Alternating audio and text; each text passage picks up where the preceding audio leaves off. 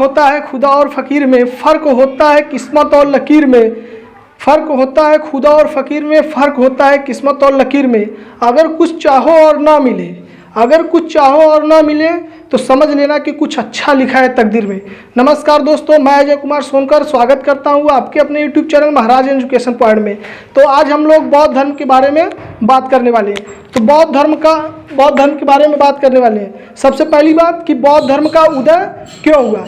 बौद्ध धर्म का उदय जो हुआ था वैदिक काल में विद्यमान कर्मकांडों और कुरीतियों को दूर करने के लिए, मतलब अंधविश्वास, जो अंधविश्वास वैदिक काल में फैला था उसको दूर करने के लिए बौद्ध धर्म का उदय हुआ था, जिसके संस्थापक गौतम बुद्ध थे। कौन? गौतम बुद्ध।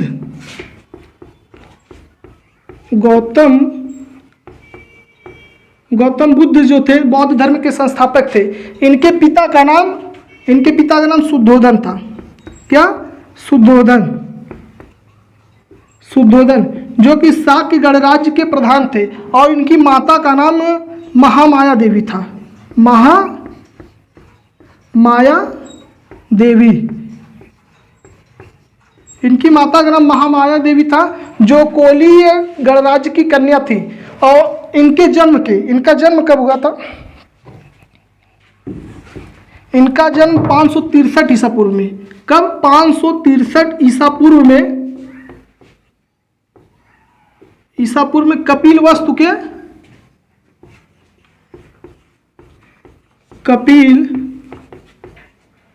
कपिलवस्तु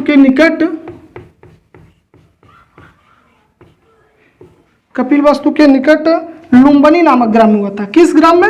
लुम्बिनी नामक ग्राम में।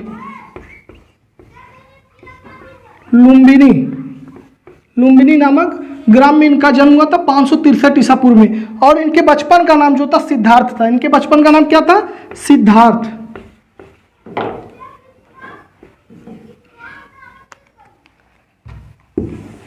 इनके बचपन का नाम जो था सिद्धार्थ था। इनके बचपन का नाम सिद्धार्थ था।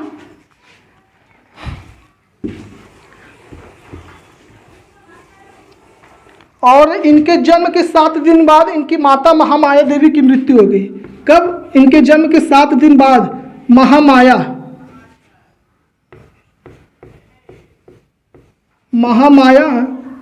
जो कि इनकी माता थी, इनकी मृत्यु हो गई इनके जन्म के 7 दिन बाद। तो इनका लालन पालन जो की थी वो गौतमी प्रजापति की थी। कौन? गौतमी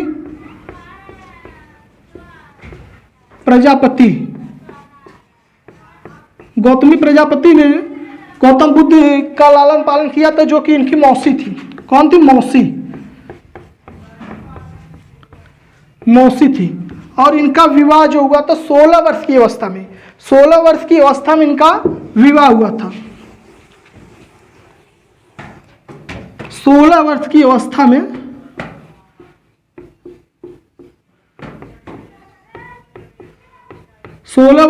में गौतम बुद्ध का विवाह हुआ था यशोधरा से। 16 वर्ष की अवस्था में इनका विवाह यशोधरा से हुआ था। और इनका एक पुत्र था जिसका नाम राहुल था। जिसका नाम क्या था?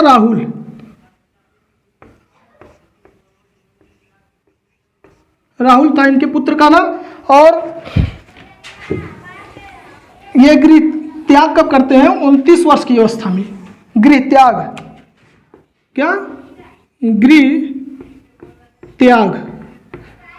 जो करते हैं 29 वर्ष की अवस्था में। कब? 29 वर्ष की अवस्था में गृह त्याग करते हैं। ये गृह त्याग करते क्यों? जैसे जब इनका जन्म हुआ था तो इनके बारे में एक ज्योतिषी ने इनके बचपन में बताया था, ये या तो एक बहुत बड़ा सम्राट बनेगा या तो बहुत बड़ा सन्यासी बनेगा और समाज की सेवा करेगा। तो जिससे इनके पिताजी चिंतित हो जाते हैं। कौन? सिद्धोधन। इनके पिता तो वो चिंतित हो जाते हैं कि जब ये सन्यासी बन जाएगा तो हमारा राजपाट कौन देखेगा। तो ये इन्हें महल से बाहर नहीं जाने देते और इनका जो बचपन बीता था महल में ही बीता था। तो एक बार ये जब 29 वर्ष के हो जाते हैं तो इन्होंने जिद करने लगा कि अब हम महल के बाहर घूमना जाना चाहते हैं। तो उनके पिताजी कहते हैं ठीक है, आप कल महल के बाहर जाइएगा घूमने के लिए, और ये पूरे राज्य में अपनी व्यवस्था कर देते हैं कि पूरे राज्य में ना एक भी वृद्ध व्यक्ति दिखाई देगा, वृद्ध व्यक्ति, ना एक भी वृद्ध व्यक्ति, और ना बीमार दिखाई देगा, और ना मृत व्यक्ति। मतलब वहाँ दुख नाम का कोई चीज़ नहीं रहना चाहिए उनके राज्य की सीमा के अंदर, क्योंकि उनका पुत्र जो शुद्ध गौतम बुद्ध थे वो घूमने के लिए निकलने वाले थे। तो जब सुबह होती है तो इसके बाद ये तैयार होकर आते हैं गौतम बुद्ध। तो ये अपने सारथी चना,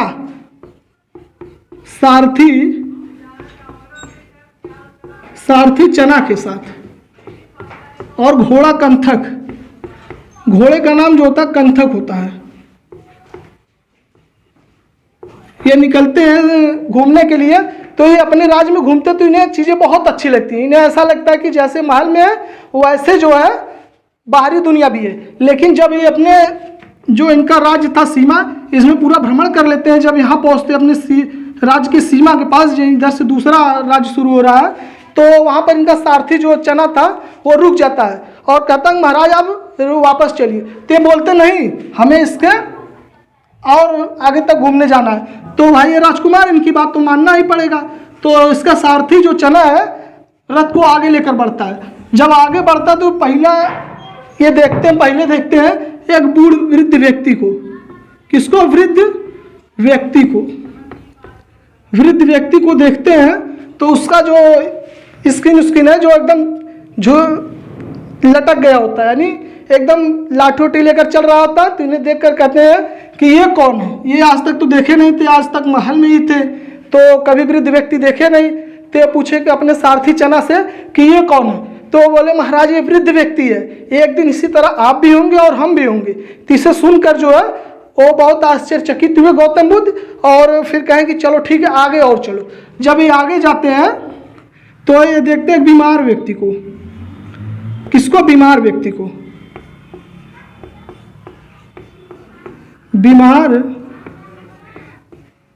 एक बीमार व्यक्ति को देखते हैं, वो दर्द से कराह रहा होता है। क्या? वो दर्द से कराह रहा होता है और उसके शरीर से मल प्रवाहित हो रही होती है। तो ये देखते हैं और कहते हैं कि ये कौन है। तो ये बताता है कि महाराज ये जो है बीमार व्यक्ति है जो दर्द से कराह रहा है। तो बोला कि क्या ऐसा हमें भी होगा? तो उसके सारथी चना ने बताया कि हाँ एक दिन आप भी ऐसे बीमार पड़ेंगे और हम भी बीमार पड़ेंगे। तो इनका दिमाग अब तोड़ना शुरू हो जाता है कि महल में हम देखे तो कितना सुख से शांति से रह रहे हैं, लेकिन यहाँ देख रहे हैं लोग ऐसे एकदम उनके परे था उनकी समझ से। फिर आगे बढ़ते हैं तो आगे देखते हैं, आगे जाने के बाद एक लेटा हुआ मृत्यु, यानी उस आदमी की मृत व्यक्ति को देखते हैं। किसको? मृत व्यक्ति को। मृत व्यक्ति को देखते हैं और बोलते हैं लेटा होता है, और वही इसके अगल बगल कुछ लोग रो रहे होते हैं और कुछ लोग हंस रहे होते हैं। ते पूछते हैं ये क्या, ये तो लेटा हुआ है और कुछ लोग रो रहे हैं और कुछ लोग हंस रहे हैं, मुझे समझ में नहीं आ रहा है। तो बताते हैं, अपने सारथी से पूछते हैं चना से, तो बताता है महाराज ये लेटा हुआ नहीं है, ये अब चला गया, यमराज के पास चला गया, वापस नहीं आएगा अब कभी लौट कर। तो बोलते हैं इसका मतलब क्या? कहा कि एक दिन आपको भी ऐसे मर जाएंगे, मृत्यु हो जाएगी आपकी और हमारी भी।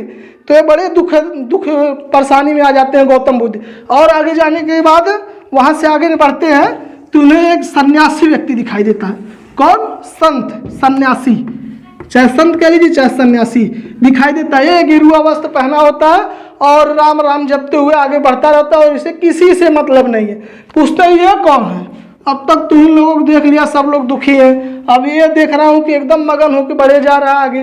तो बोलता उसका सारथी चना जो बताता है महाराज ये जो है सन्यासी व्यक्ति है, इसे दुनिया से किसी का मतलब नहीं है, इसे बस अपने से मतलब भिक्षा मांगेगा और खाएगा, इसके बाद चला जाएगा।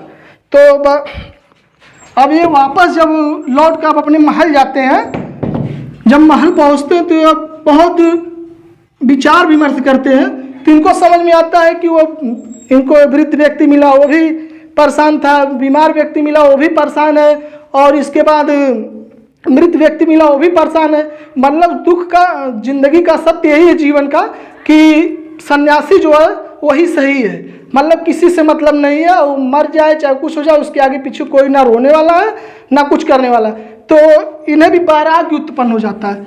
अब ये गृह त्याग के बारे में सोचने लगते हैं तो बहुत उदास रहते हैं। तो इनकी पत्नी जो है वो समझ नहीं पाते हैं कि ऐसा क्यों हो रहा है। ये जब से घूम कर आए हैं ना बोल रहे हैं, ना खा रहे हैं, ना पी रहे हैं। ये इनकी पत्नी उनके आगे पीछे पड़ी हुई है कि महाराज खा लीजिए, महाराज पी लीजिए, महाराज क्या हुआ, क्यों परेशान है।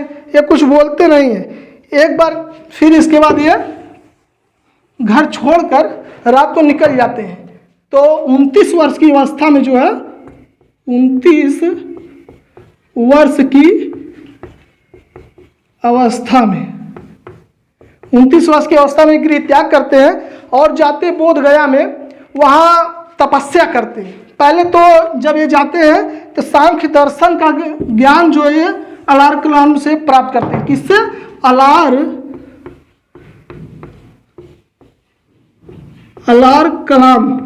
अलार कलाम से, जो कि सांख्य दर्शन का, किसका?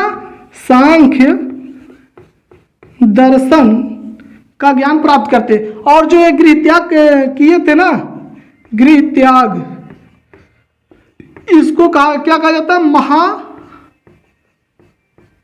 भिनिष्क्रमण, इसको महाभिनिष्क्रमण कहते हैं, इसके गृह त्याग को। और वहां से निकलते हैं तो पहले अलार कलाम से जो है सांख्य दर्शन का ज्ञान प्राप्त करते हैं। फिर इसके बाद ये तपस्या करते हैं। 6 वर्ष की कठिन तपस्या करने के पश्चात इनको 35 वर्ष की आयु में, कब? 35 वर्ष की आयु में, 35 वर्ष की आयु में 6 वर्ष की कठिन तपस्या करते हैं। 29 वर्ष की अवस्था में इन्होंने गृह त्याग किया, 6 वर्ष की कठिन तपस्या की, और 35 वर्ष की आयु में जो इन्हें ज्ञान प्राप्त होता है। कहाँ प्राप्त होता है? बोध गया में। बोध गया में, यह तो स्थान हो गया बोध गया। और ये एक वृक्ष के नीचे बैठे होते हैं। किस वृक्ष के नीचे? पीपल वृक्ष के नीचे, पीपल के नीचे। और निरंजना नदी, नदी कौन सी होती है? निरंजना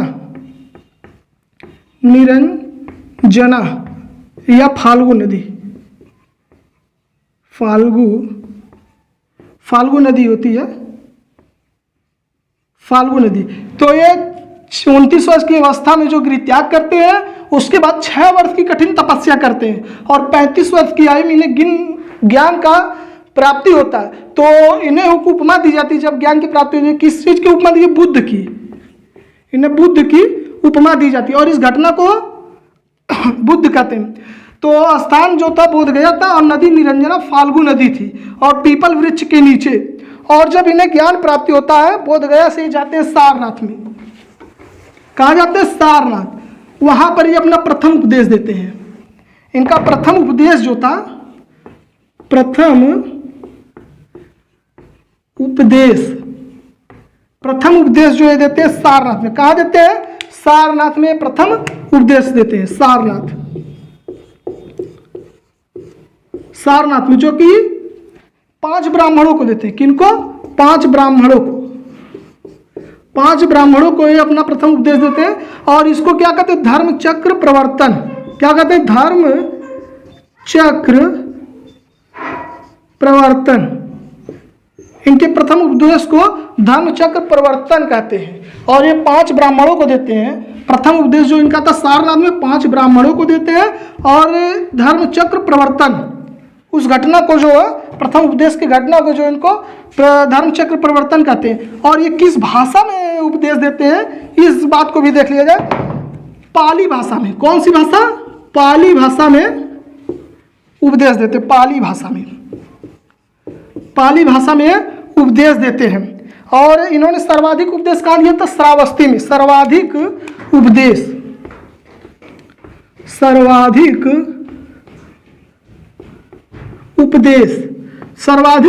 इन्होंने कहाँ दिया था? श्रावस्ती में दिया था। कहाँ? श्रावस्ती में।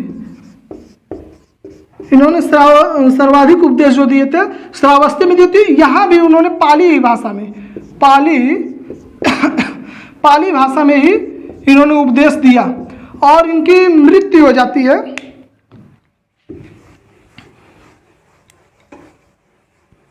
मृत्यु से पहले हम आपको बता दें, इनके प्रिय शिष्य आनंद और उपाली, ये अपने प्रिय शिष्य आनंद के कहने पर, आनंद के कहने पर, अपने प्रिय शिष्य आनंद के कहने पर इन्होंने बौद्ध धर्म में महिलाओं को प्रवेश दिया। तो बौद्ध धर्म में प्रवेश पाने वाली प्रथम महिला कौन थी? गौतमी प्रजापति थी। कौन थी? गौतमी प्रजापति। कौन थी? गौतमी प्रजापति थी। ये गौतम बुद्ध थे, ये नहीं चाहते थे कि बौद्ध धर्म में महिलाओं को प्रवेश दिया जाए, क्योंकि ये सोचते थे कि महिला जो है किसी चीज़ के विकास को रोक देती है। जैसे इनके पिताजी ने शुरू में सोचा था कि ये सन्यासी न बने, इसलिए इनकी विवाह जो 16 वर्ष की अवस्था में या सूर्यधरा से कर दिया था। लॉजिक समझिए क्या बात है यहाँ पर। तो आनंद के कहने पर गौतमी प्रजापति को जो इन्होंने बौद्ध धर्म में प्रवेश दिया, ये फर्स्ट महिला थी। और सेकंड कौन थी? आम्रपाली। कौन थी? आम्रपाली। अरे ये वाली आम्रपाली नहीं, ये पहले की आम्रपाली थी। आप जो देखते हैं आप फिल्म में, ये आम्रपाली नहीं है, ठीक है। तो सेकंड महिला जो थी आम्रपाली थी। अब इनकी मृत्यु होती है, कब होती है? 483 ईसा पूर्व में इनकी मृत्यु जो होती है। मृत्यु किनकी मृत्यु? गौतम बुद्ध की मृत्यु 483 ईसा पूर्व में। कब? 483 ईसा पूर्व में होती है। कहां पर? कुशीनारा में। कुशीनारा में, जिसे वर्तमान में आप क्या कहते हैं? कुशीनगर। कुशीनगर। और इस घटना को क्या कहते हैं? महापरिनिर्वाण कहते हैं। इनकी मृत्यु की घटना को जो है महापरिनिर्वाण कहते हैं। महापरिनिर्वाण क्या कहते हैं? महापरिनिर्वाण। महापरिनिर्वाण इस घटना को कहते हैं। इनकी मृत्यु 483 ईसा पूर्व में कुशीनारा में होता है, जो कि वर्तमान में कुशीनगर है। और इस घटना को क्या कहते हैं? महापरिनिर्वाण कहते हैं इस घटना को। और इन्होंने मृत्यु से पहले अपने जो है बौद्ध संघ की स्थापना की थी। किसकी? बौद्ध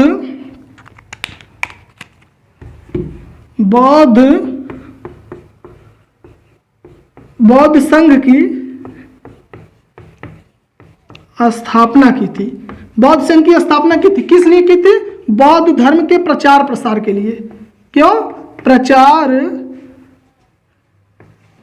प्रसार के लिए, बौद्ध धर्म के प्रचार प्रसार के लिए बौद्ध संघ की स्थापना इन्होंने की थी। और एक बात और बता दें, ये लोग जो है साल भर प्रचार किया करते थे, लेकिन वर्षा के समय में जो है प्रचार नहीं किया करते थे। कहाँ जाके ये लोग विश्राम करते? वेलुवन में।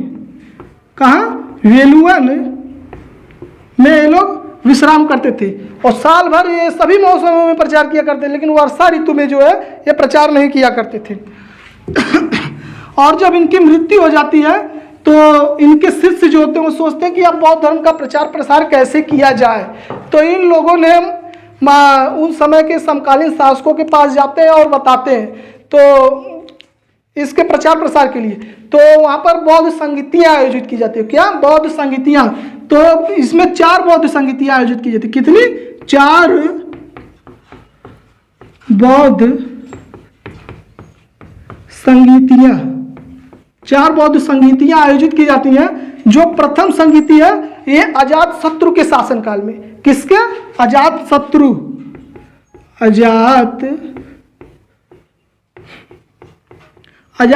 के शासन काल में, जो कि हर्यक वंश का था। किस वंश का था?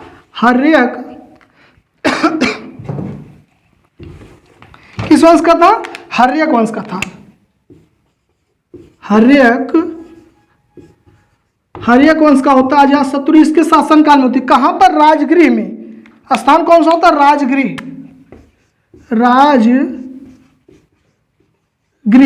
राजगृह में अजात शत्रु के शासनकाल में हर्यक वंश का शासक होता है और राजगृह में की जाती है। कौन सी बौद्ध संगीति होती है? प्रथम बौद्ध संगीत। कौन सी? प्रथम प्रथम बौद्ध संगीति होती है अजातशत्रु के शासनकाल में, जो कि हर्यक वंश का शासक होता है। कहाँ आयोजित की जाती है? राजगृह में आयोजित की जाती है। और इसके अध्यक्ष जो होते हैं महाकश्यप होते हैं। कौन होते हैं? महाकश्यप अध्यक्ष। इसके अध्यक्ष की बात की जाए, अध्यक्ष जो होते हैं महाकश्यप थे। महाकश्यप कौन थे? महाकश्यप थे। प्रथम बौद्ध संगीत अजातशत्रु के शासनकाल में, जो कि हर्यक वंश का शासक था। कहाँ आयोजित की जाती है? राजगृह में। और इसके अध्यक्ष जो होते हैं महाकश्यप होते हैं। और प्रथम बौद्ध संगीत की विशेषता क्या है? इसमें बौद्ध धर्म के 2 ग्रंथ, जैसे सुत्त पिटक और विनय पिटक। विनय पिटक लिखा जाता है। तो सुत्त पिटक कौन लिखता है? सुत्त पिटक जो आनंद जो इनका शिष्य था, आनंद लिखता है। कौन? आनंद लिखता है। और विनय पिटक कौन लिखता? उपाली। इनकी एक शिष्य थी उपाली, उसने जो है विनय पिटक लिखा था। तो इसमें क्या मिलता है? गौतम बुद्ध के उपदेशों का संकलन। किसमें? सुत्त पिटक में जो है गौतम बुद्ध के उपदेशों का संकलन मिलता है। बुद्ध के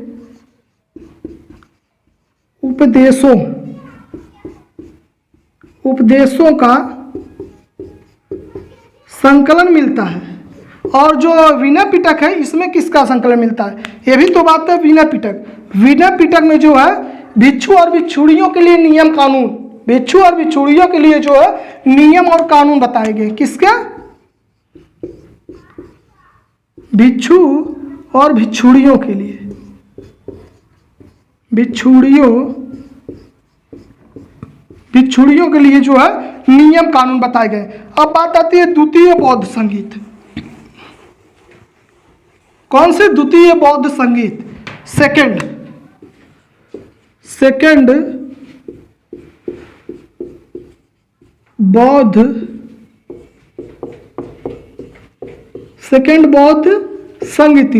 बौद्ध संगीति जो है काला शोक, जो कि शिशुनाग वंश का शासक होता है। किसका? शिशुनाग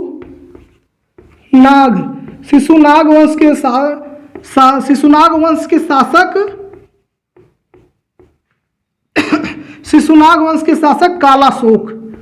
कौन? काला शोक। शिशुनाग वंश का शासक काला शोक होता है। उस सेकंड बौद्ध संगीत था शिशुनाग वंश के काला शोक। और इस जो सेकंड बौद्ध संगीत हुआ था, इसमें अध्यक्ष कौन था? साबक मीर। कौन था? साबक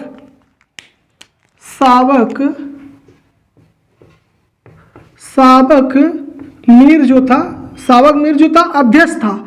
और सेकंड बौद्ध संगीत शिशुनाग वंश के काला शोक के शासक में हुआ था, साबक मीर था। और ये हुआ कहाँ था? ये वैशाली में हुआ था। कहाँ पर?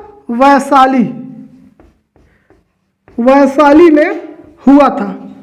सेकंड बौद्ध संगीत शिशुनाग वंश के काला शोक के शासन काल में, जो कि ये शासक था, और वैशाली में से। और इसके अध्यक्ष जो थे साबक मीर थे। अब बात आती है थर्ड बौद्ध संगीत की।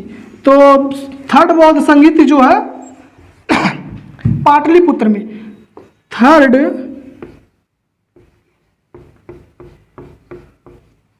थर्ड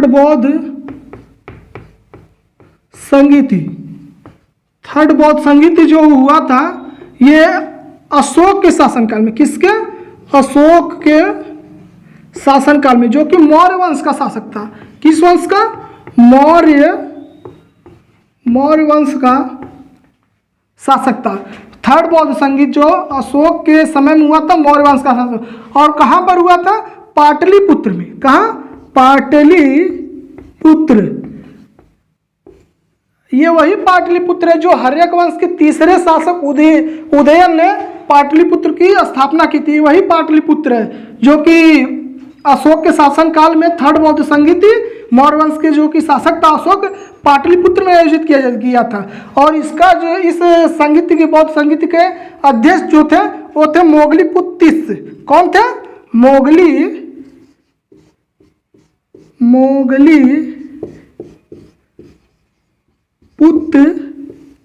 तीस। कौन थे? मोगलीपुत्र तीस थे। कौन?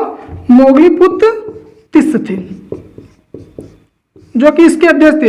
इन्होंने तृतीय बौद्ध संगीत की विशेषता क्या है? इन्होंने अभिधम्म पिटक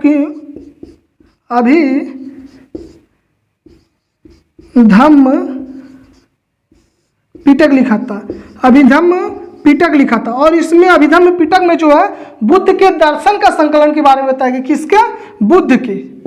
बुद्ध यानी गौतम बुद्ध के दर्शन का संकलन जो है अभिधम्म पिटक में मिलता है, जिसकी रचना मोगलीपुत्र तिस्स ने की थी, जो कि थर्ड बौद्ध संगीत के अध्यक्ष थे और जो कि अशोक के शासनकाल में हुआ था, जो कि मौर्य वंश का शासक था। पाटलिपुत्र में आयोजित किया गया था। अब बात आती है चौथे बौद्ध संगीत की। तो चौथा बौद्ध संगीत जो है चतुर्थ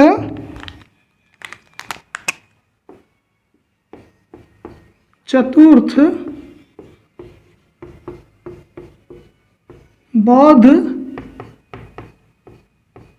संगीति। क्या? चतुर्थ बौद्ध संगीति जो थी कनिष्क के शासनकाल में। किसके? कनिष्क के शासनकाल में।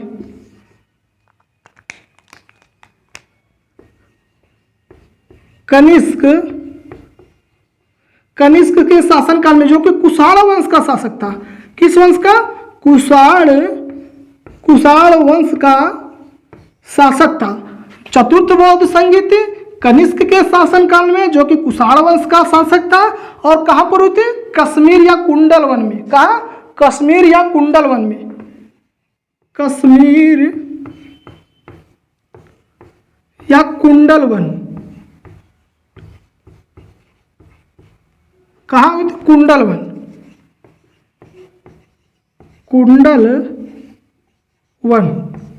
कश्मीर या कुंडल वन में हुआ था, जिसके अध्यक्ष जो थे, इसके अध्यक्ष जो थे,